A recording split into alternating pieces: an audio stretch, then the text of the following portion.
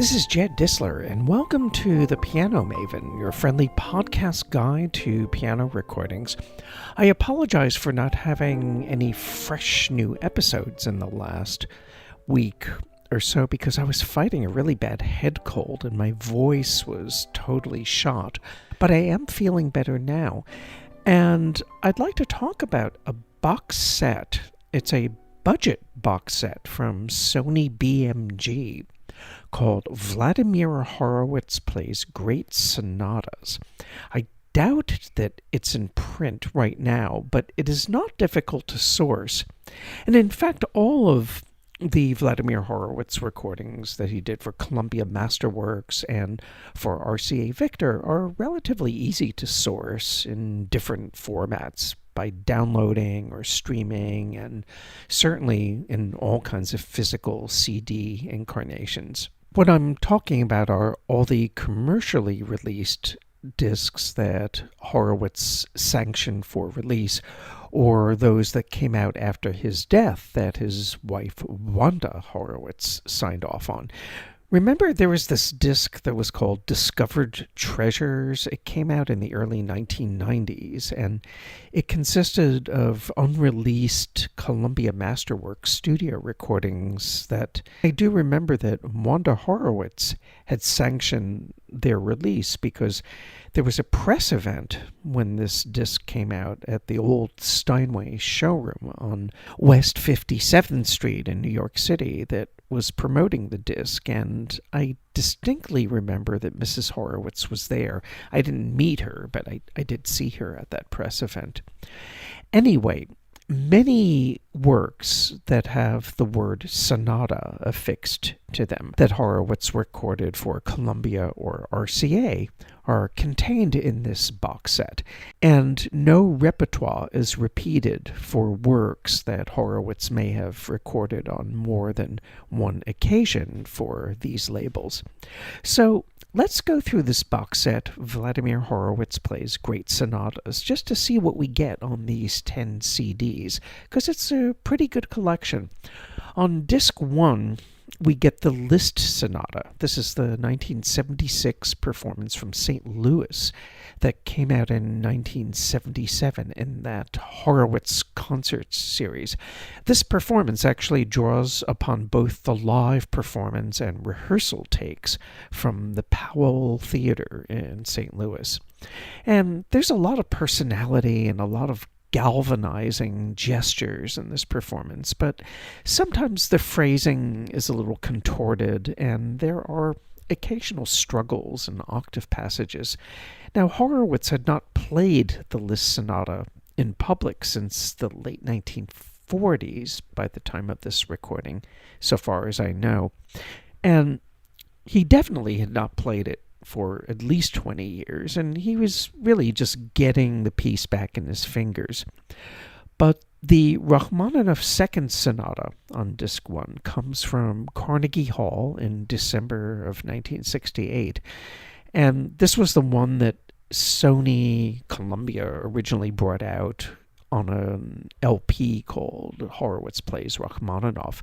It's a fabulous performance, and I'm actually glad that they chose this one over the 1980 RCA Victor remake, because Horowitz is on better form in this earlier performance, and he gives an incisive and powerfully projected interpretation. And those of you who are Horowitz mavens probably know that the pianist made his own edition of this sonata, combining elements of both the original 1913 edition and the 1931 revision. CD number 2 starts off with Chopin's Sonata number 2, the Funeral March Sonata. This is the 1962 studio recording that was on Horowitz's debut disc for Columbia. It's a far better performance than the 1950 RCA recording, and I'm glad the Columbia remake was chosen. The RCA recording contained the first movement repeat, which I generally don't think is a good idea. But the 1962 recording forgoes the repeat, and in general, it's a tighter and less fussy interpretation. It has plenty of virtuoso moments, but that's to be expected. I mean, this is Horowitz after all. And then on this disc, there's the Schumann Concerto without Orchestra, which is the Piano Sonata number 3 in F minor, opus 14. This is the RCA recording drawn from Horowitz's live February 1976 Pasadena performance that incorporates both live and rehearsal takes. This was the one originally issued by RCA on LP as the Horowitz Concerts 1975/76. It also contained the Scriabin Fifth Sonata, which we'll get to in a little while.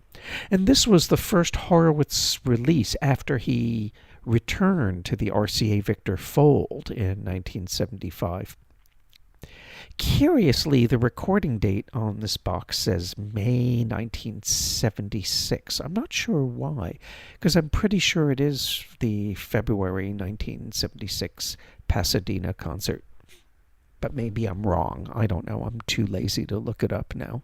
But what really matters is that Horowitz is on top form in the Schumann, and what color and imagination and character, and how he just keeps the music really alive and moving. And there have been unedited Horowitz versions of this sonata floating around in that box set of live unissued performances. And some people may think that the unedited ones are more exciting and risk-taking. But, I'm not going to split hairs. I just love this performance, edited however it may be. CD number 3. This is great. This contains the classic 12 Scarlatti Sonata performances recorded in the studio for Columbia in 1964, and this was a reference the moment it was released. But this disc also contains 6 sonatas from these very sessions that were not released on the original album, but they came out on that Discovered Treasures disc that I was talking about earlier. So that's 18 sonatas in all from the studio in 1964. Also on this disc are 2 live sonata performances from 1967 at Brooklyn College, the F sharp major Kirkpatrick number 319 and the G major Kirkpatrick number 260. These first were issued in 1989 when Sony brought out a live disc of Horowitz concert performances that had not been released before, and all repertoire that was then new to his recorded body of works. CD number 4 opens with 2 Scarlatti sonatas, the ones that Horowitz played for his 1968 television concert recorded at Carnegie Hall. The E major Kirkpatrick number 380 and the G major K55. Then we have the 3 Scarlatti sonatas recorded on Horowitz's second Columbia studio album, which was originally titled The Sound of Horowitz, that was recorded in November and December 1962. And then we have 5 of the 6 sonatas from his November 1st, 1981 Metropolitan Opera recital. 1 sonata that was part of this group, because it was originally 6 sonatas issued. 1 is left out from this group, which is the F minor K466, because Horowitz had recorded that in 1964 in the studio, so I guess they didn't want to repeat any repertoire. By the way, these Metropolitan Opera recordings, when they were first issued, they did not contain the repeats, which Horowitz had actually played during the concert. The repeats were edited out, and the repeats are edited here.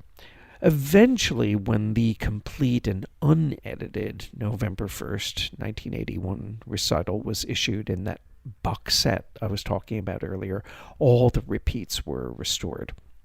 And also, on CD number 4, we have the Sonata number 49 in E-flat by Haydn from Horowitz's last recording. And this is when Sony Classical had just launched, after Sony had taken over the Columbia and CBS catalog. So we had this brand new label, Sony Classical, and a Horowitz recording for the label, and it turned out to be Horowitz's first and last recording for the label because he died just days after the final recording sessions for this album.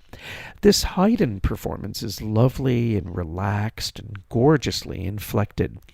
Also, on this disc, we have the Haydn Sonata in F major from Carnegie Hall from 1966. It's just beautiful. And from the Philadelphia Academy of Music in 1968, a fabulous live recording of the two-movement sonata in C major. And that long opening movement is just played so eloquently, and the rondo is so pointed and witty. This is terrific Haydn playing, and Horowitz is on great form. I guess I'm still a little bit stuffed up, but at least I have my voice, more or less. A few days ago, I sounded like a basso profundo. CD number 5. It opens with the Mozart Sonata in A major, Crucial 331, the one with the Rondo alla Turca. And this is Horowitz at his most affettuoso, but it's all very musical. I like it very much. Then we have the C major Sonata, Opus 33, number 3 by Clementi, which comes from his 1979 and 1980 concerts. And the performance is a little hard tone and mannered, but, it's still Horowitz and Clementi. But the 3 individual Clementi Sonata movements that Horowitz recorded in the studio for Columbia that were posthumously released are all here. The B-flat Rondo, an A major Adagio, and an E-flat Rondo. And I think these are more representative about Horowitz's way with Clementi. CD number 6 contains the Columbia 1972 studio recordings of Beethoven's Moonlight, Waldstein, and Appassionata sonatas. The Moonlight is a bit fussy and contrived, but I think that the other two, the Waldstein and the Appassionata, really improve on Horowitz's 1950s RCA versions, because they're actually more scrupulous in terms of following the text as far as phrasing and dynamics. But this kind of attention actually strengthens the performance's musical profile, at least to my ears. However, CD number 7 contains what I think is Horowitz's most convincing studio Beethoven performance for Columbia Masterworks. It's the Pathétique Sonata, a 1963 recording. And it has outsized dynamics and some affettuoso legato phrasings, that's true, but I think the music can easily absorb these gestures because it's very theatrical in many ways. And also here is the 1959 RCA studio recording of the Beethoven Opus 10 number 3 Sonata in D major. This is a classic Horowitz recording, and it's stylistically aware, but it's always heartfelt and expressive. I really like this performance a lot, and it's really held up for me. Also on this disc is the live 1967 Sonata number 28, Opus 101. It's an interesting interpretation, although sometimes I feel that the details are a bit overwrought and underlined to a fault. It's a little picky and pokey and lacking in continuity sometimes, but it's still an interesting performance, and you cannot deny the personality, honestly. It's Horowitz, right? CD number 8 is all Scriabin. And what is there to say except that Horowitz understood Scriabin's sense of tension and release and the necromantic underbelly of the music. And we have here the 1976 live 5th Sonata, the Sonata number 9 from Horowitz's historic May 9th, 1965 comeback recital. We have the great Scriabin 10th Sonata from the following year at Carnegie Hall in 1966, and the 1956 Third Sonata, which was recorded in Horowitz's home. CD number 9 goes back to RCA Victor entirely, and the 78 era and the early mono LP era. We have the 1947 Mozart Sonata Kochel 332 in F major. This is sparkling and singing and technically immaculate Mozart playing. It's not the kind of angular Mozart that you get from Arthur Schnabel. It's more pianistically oriented, but I think the approach is very valid and very enjoyable. Also on this disc is the Schubert B-flat Major Sonata, the Opus Posthumous, from Horowitz's Silver Jubilee Carnegie Hall concert of February 25th, 1953. This always has been a controversial recording, and it still is.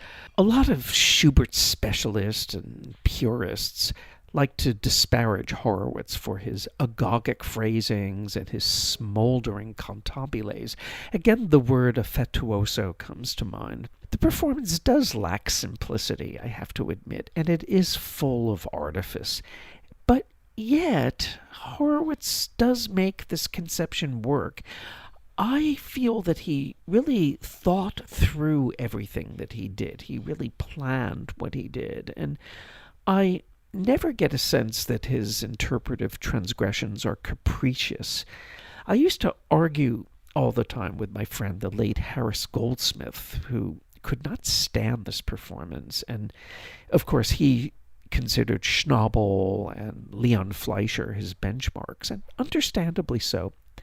But one does need virtuosity in this piece, and listen to Horowitz really play those left-hand accompaniments so clearly and evenly, and that's easier said than done. Also, those dotted chords in the finale, how Horowitz totally nails them, and they make quite a dramatic and powerful impact, whereas in the same passage, Schnabel is a little bit flustered, shall we say.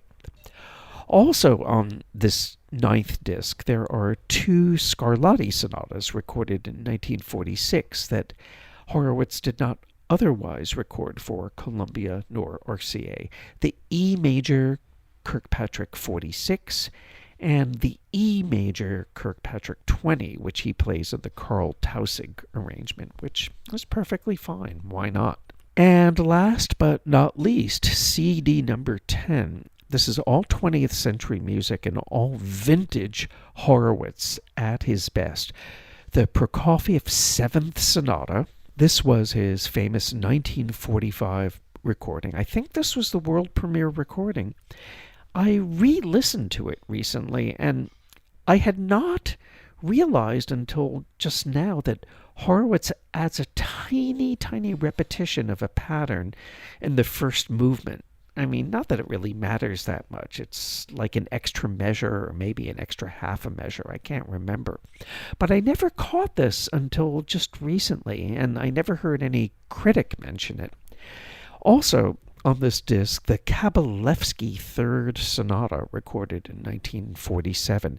Not the greatest piece of music in the universe, but Horowitz convinces you that it is great. And then we have the world premiere recording of Samuel Barber's Piano Sonata, and this is a work that Horowitz premiered in December of 1949, and he recorded the sonata in the studio in the spring of 1950.